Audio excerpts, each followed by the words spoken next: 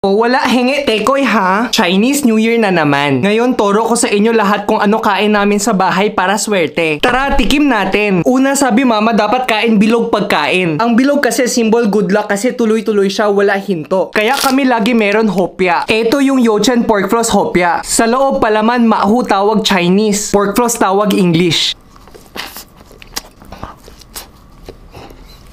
Pag mga bata ayaw hopya, ito pwede sa kanila. Wangwang gummy candy, sobrang dami iba-iba klase prutas. Ito orange flavor. 13 pesos, 1 pack, marami na laman. Tingin mo mukha talaga orange slice.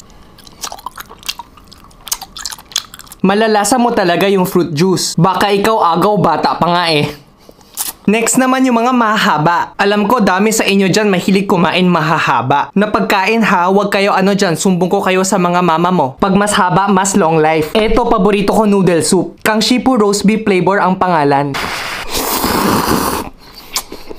Nafe-feel ko na yung long life ko. Magiging kasing tanda ko si Enrile. Hoy ako biro lang ha. Eto latew paborito nyo.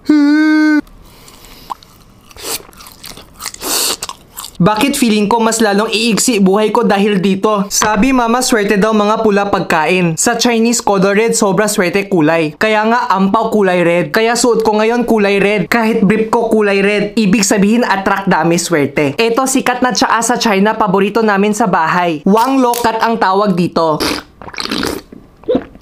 Sobra refreshing siya ng tsaa para sa akin lasa siya gulaman. Sabi mama maganda daw inom tsaa para alis toxic sa katawan. Masyado dami alam mama, di ko alam kung totoo ba sabi niya. Pag bata ayaw tsaa pwede try wangwang sweet milk. Masarap to pag malamig. Parang candy. Tamis siya parang ako. Babay na laro na kami mahjong. Sobra dami na ako kain swerte. Sure panalo na ako.